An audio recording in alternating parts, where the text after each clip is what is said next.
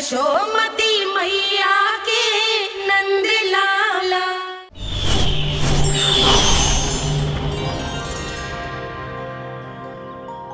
श्री नारायण के वाहन पक्षीराज गरुड़, मैं संपूर्ण सर्प जाति की ओर से आपसे एक निवेदन करने आया हूँ।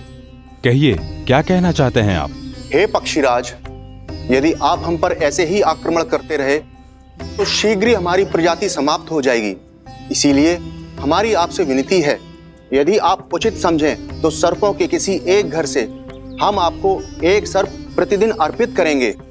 आप उसको आहार बनाइए और अन्य सर्पों को जीवित रहने का अधिकार दीजिए। मुझे स्वीकार है। तब से प्रतिदिन किसी एक घर से एक सर्प गरुड़ के भोजन के लिए भेजा जाने लगा। समय के साथ मेरे घर की भी बारी आई, परंतु मैंने एक बहुत बड़ी भूल कर दी। समय आ गया है स्वामी, आज गरुड़ के आहार के लिए इसे चुना गया है। कौन है यह गरुड़ और क्यों दूं मैं इसे कोई भेंट? स्वामी, सभी सर्प राज्यों और गरुड़ के बीच में यही समझौता हुआ है, हमें इसका सम्मान करना ही होगा। मैंने कोई समझौता नहीं किया, मैंने कोई वचन नहीं दिया और ना ही मैं किसी गरुड़ से भयभीत होता हूँ। यदि इस राज्य में किसी को सर्पों को अपना आहार बनाने का अधिकार है तो वो केवल मुझे है। अब से गरुड़ को दी जाने वाली हर भेंट मुझे दी जाएगी, महाविषधारी महान नागराज कालिया को। यह और कुछ नहीं, मेरा अभिमान था प्रभु, और यह मेरे इस जन्म की सबसे बड़ी भूल थी। क्योंकि फिर जब गरुड़ को इस बारे में पता चला तो कालिया, अभिमान में आकर तूने अपने काल को ललकारा है। जिस कालिया के नाम में ही काल छिपा है, तू उसे ललकारने का दुस्साहस कर रहा है गरुड़। स्वयं को भगवान विष्णु का वाहन कहता है तो वाहन का ही कर्म कर। स्मरण रख, इस धरती के सर्वश्रेष्ठ योद्धाओं के लिए भी मैं मृत्यु का दूत हूँ। विनाश काले विपरीत बुद्धि, तुझ जैसे मूर्ख सदा इस युक्ति को सार्थक करते आए हैं। अपने विनाश को आमंत्रण किया है तो अब भोग।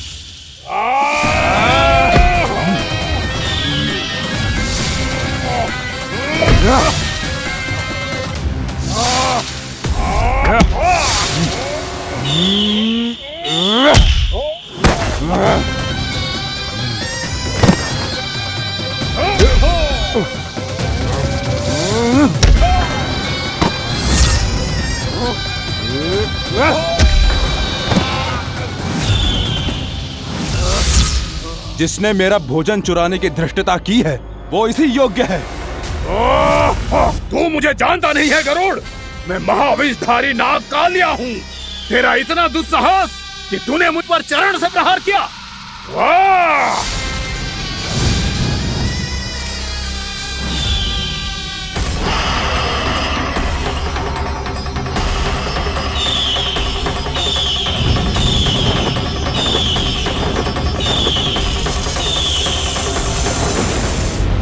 मैं अपने अभिमान में भूल गया था कि गरुड़ मुझसे कहीं अधिक शक्तिशाली है। इसलिए अपने प्राणों की रक्षा करने के लिए मैं एक स्थान से दूसरे स्थान भागने लगा। नदियां, पर्वत, यहां तक कि मैंने सागर भी लांघ डाला, पर मैं जहां भी जाता गरुड़ के रूप में मेरा काल वहीं आ जाता। इसीलिए मृत्यु की आशंका से भयभीत होकर मैं अपने बड़े भाई मां कद्रू के प्रथम पुत्र अनंत शेषनाग से राय लेने चला गया।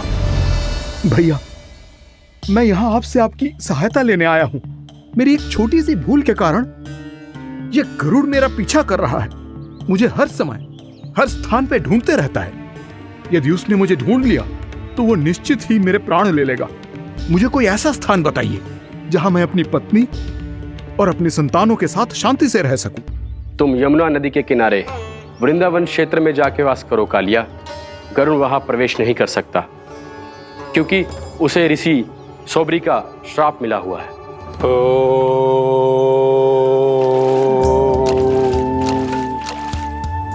ध्यान और तपस्या का नित्य कर्म करते हुए ऋषि के मन में मछलियों के प्रति प्रेम भाव इतना बढ़ गया कि वो भूल गए सभी जीव खाद्य श्रृंखला का भाग होते हैं। और मछलियां भी इस नियम की अपवाद नहीं है। उन्हें मछलियों की अटखेली इतनी अच्छी लगने लगी कि वो इस क्षेत्र के मछुआरों को भी मछली पकड़ने की अनुमति नहीं देते थे।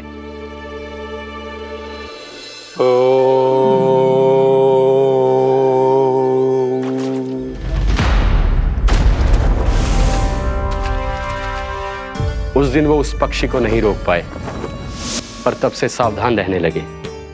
यहां तक कि अपने साधना से भी अधिक ध्यान वो पक्षियों पर केंद्रित करने लगे।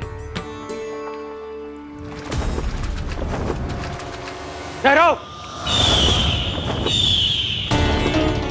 इसी क्षण अपनी चोंच में पकड़ी इस मछली को छोड़ दो। तुम्हें इन मछलियों का आहार नहीं करना चाहिए पक्षीराज। ये तो खाद्य श्रृंखला का नियम है ऋषिवर। यदि मैं इनका आहार नहीं करूंगा तो कोई और पक्षी कर लेगा। मैं अपने आनंद या प्रतिशोध के लिए इनके प्राण नहीं ले रहा। ये तो बस मेरा भोजन है। पर यह मेरा तपस्या स्थल है। तुम यहाँ शिकार करके मेरी साधना में विघ्न नहीं डाल सकते पक्षीराज। यदि आपकी यही इच्छा है तो मैं आज के बाद यहाँ नहीं आऊंगा।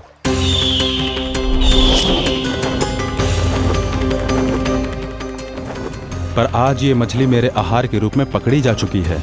मैं वचन देता हूँ ऋषिवर, इस स्थान पर यह मेरा अंतिम शिकार होगा।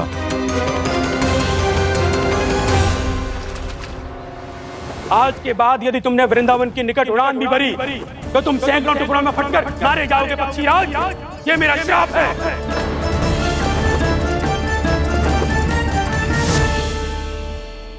और इसीलिए भैया शेषनाग के सुझाव के अनुसार मैं यहां आ गया। पर अब यदि मैं कहीं और जाऊंगा तो मेरे प्राण नहीं बचेंगे प्रभु। निश्चिंत रहो कालिया, अब से गरुड़ तुम्हें कोई हानि नहीं पहुंचाएगा। अब तुम्हारे फनों पर मेरी पक्षिंग बन गए कालिया, इसीलिए अब से तुम्हें गरुड़ से कोई भय नहीं होगा। निश्चिंत होकर अपने परिवार के साथ गहरे समुद्र में चले जाओ और सुख से शांति से निवास करो। पर ध्यान रहे निर्दोष जीवों को हानि ना पहुंचे। आपने मुझे जीवन दान दे दिया प्रभु, इस उपकार से मैं कृतज्ञ हूँ प्रभु। आदेश दीजिए, मैं आपकी सेवा कैसे करूं? तुम्हारे जल क्षेत्र से 1 कोटि कमल पुष्पों को लेने की अनुमति दे दो कालिया। यही मेरी सेवा होगी। प्रभु, ये तो मेरा सौभाग्य होगा।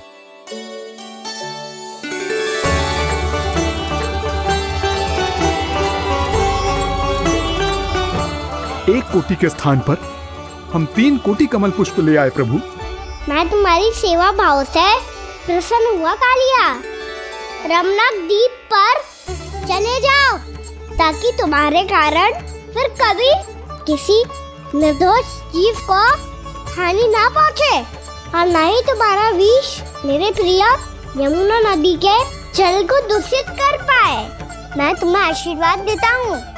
आज यहाँ मेरे द्वारा तुम्हें दिए गए इस आदेश का स्मरण जो भी भक्त करेगा और प्रातः काल और संध्या काल में इसका उच्चारण करेगा, उसे फिर कभी किसी संकट से कोई भय नहीं होगा। ये स्थान अब से काला कुंड के नाम से जाना जाएगा। यहाँ पर स्नान करने वाला और देवताओं को इस क्षेत्र से जल का अर्घ्य देकर प्रसन्न करने वाला भक्त यदि मेरा स्मरण करके पा सकेगा तो वो अपने सभी पापों से शीघ्र ही मुक्त हो जाएगा।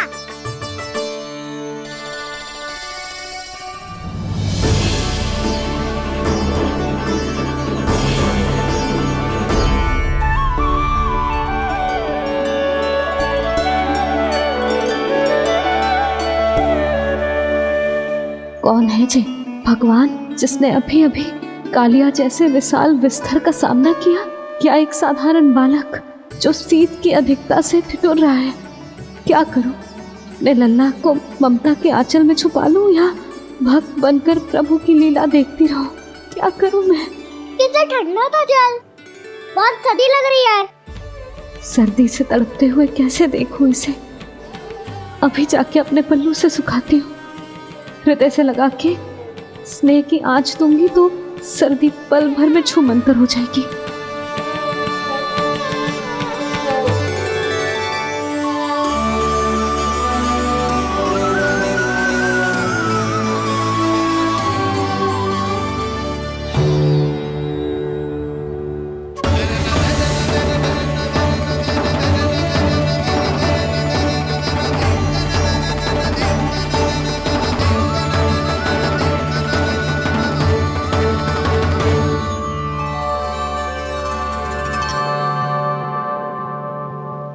मेरी आवश्यकता ना है इसे, ये तो सच्ची में भगवान ही है जिसकी ठंड दूर करने के लिए स्वयं द्वादश आदित्य प्रकट हो गए।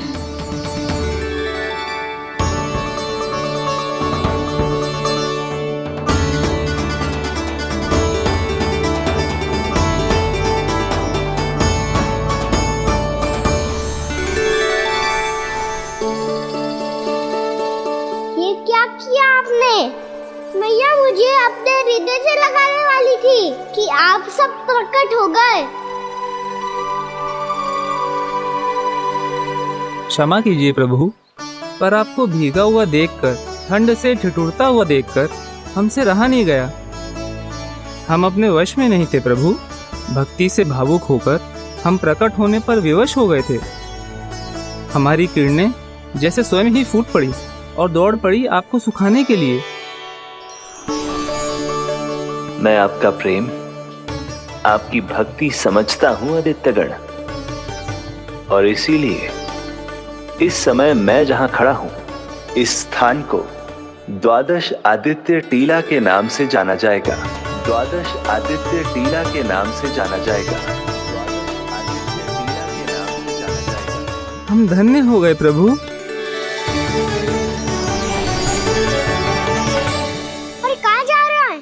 जो गड़बड़ किया है उसे सुधारिए तो सही। प्रभु आज्ञा दीजिए। अपना दाब इतना अधिक बढ़ा दीजिए कि मुझे स्वेद आने लगे, ताकि मैया मुझे स्वेद में लीला देख के और भूल जाए कि मैं भगवान हूँ, और मैया मुझे अपनी गोद में उठा के ले जाए।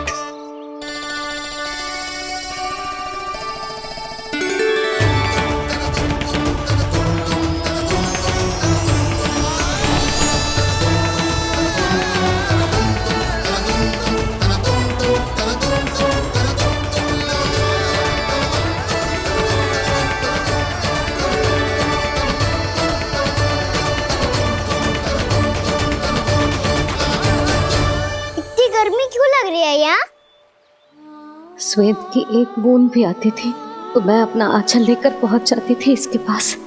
जानते ही नहीं थे कि चेतु स्वयं वायुदेव को आदेश दे सकते हैं कि वो बहने लगे और उसका सारा स्वेद सुखा दे।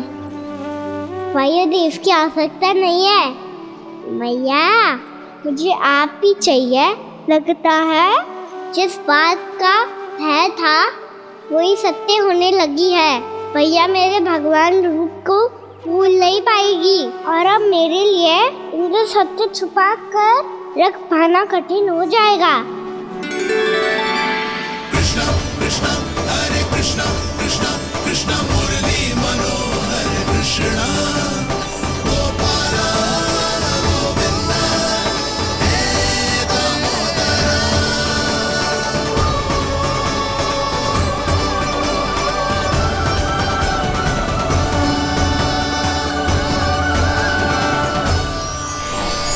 प्रभु, आपके श्वेत से बने इस प्रसंगदान सरोवर का प्रणाम स्वीकार कीजिए।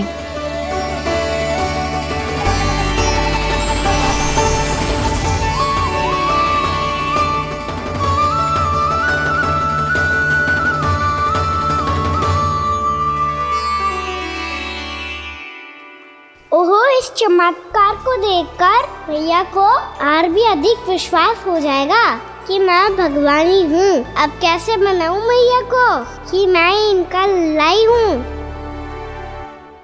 बाबा है ना, अब तो यही सहायता करेंगे।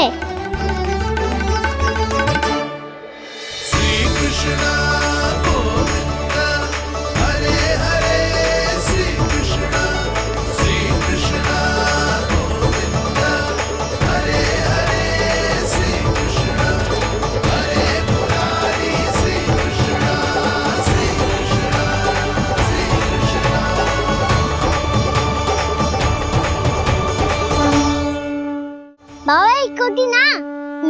3 कोटि कमल पुष्पों का प्रबंध कर दिया है और चिंता करने की आवश्यकता ना है।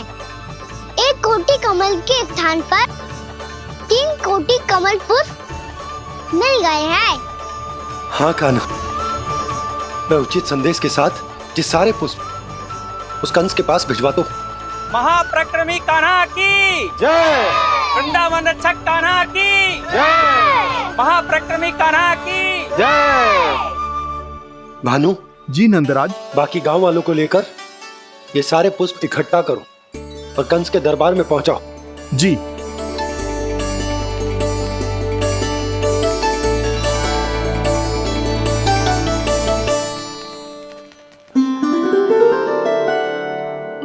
मैया, कौन हो तुम?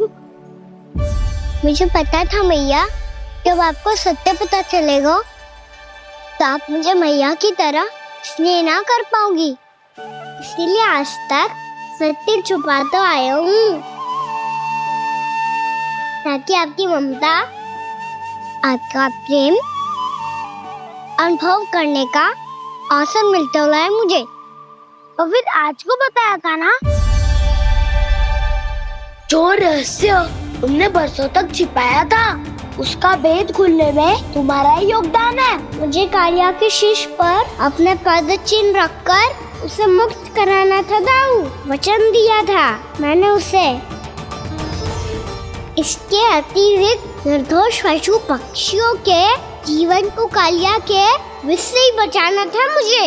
इसमें कंस को तो सम्मिलित करना ही था, ताकि जब मैं कालिया का सामना कर रहा हूँ तो वो किसी और असुर को समस्या बनाकर वृंदावन ना भेज दे। पर इस सबसे बड़ा एक कारण और था दाऊ, मैं चाहता था कि मैया को सत्य पता चल जाए। पर क्यों कान्हा? क्योंकि मुझे लगने लगा था कि मैया से ये रहस्य छुपाकर इनके साथ धोखा कर रहा हूँ। अपराध बोझ से दबा जा रहा था मैं।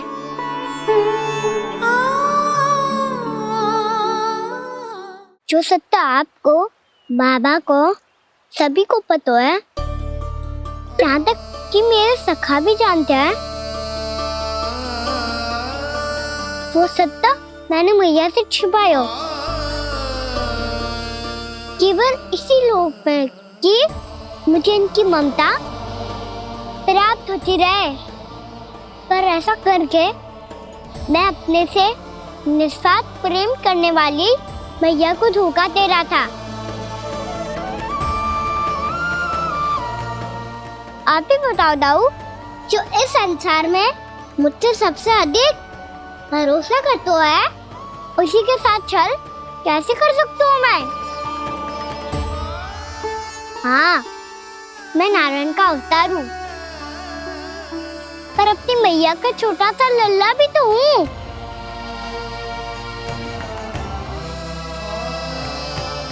इसीलिए तो यमुना जी में छलांग लगाने का एक कारण इस गेंद को लेने जाना भी था। ने स्नेह से बनाई थी मैया ने गेंद, इसे अपने से दूर कैसे होने देता मैं? आपको आभास भी ना है मैया कि आप मेरे लिए कितने महत्वपूर्ण हो। ये सत्य है कि सभी देवता, प्रकृति, भक्त, ये सब है मेरा ध्यान रखने के लिए, मेरी सेवा करने के लिए। पर क्या इनमें से कोई भी मेरी मैया का स्थान ले सकता है? और आप भी तो यही चाहती थी कि मैं आपका लल्ला बन के आऊं, कि मैं आपका लल्ला बन के आऊं, कि मैं आपका लल्ला बन के आऊं। आज जैसे आपने मुझे अपनी गोद में लिटा रखा है, क्या कुछ ऐसा नहीं हो सकता कि शीघ्र ही मुझे आपको अपनी गोद में खिलाने का अवसर मिल जाए? मैया, नारायण का अवतार होना क्या इतनी बड़ी समस्या है कि आप हृदय से भी राह लगा सकते? मैया,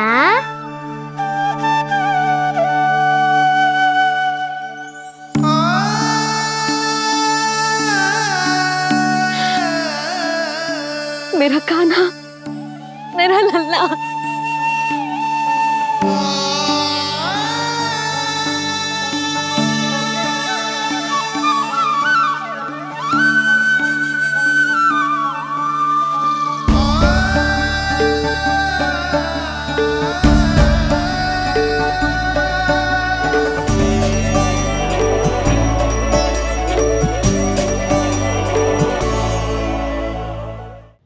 If you want to enjoy more Mythos series content like this, please subscribe to our channel and click the bell icon. Stay connected with us for more interesting and entertaining videos.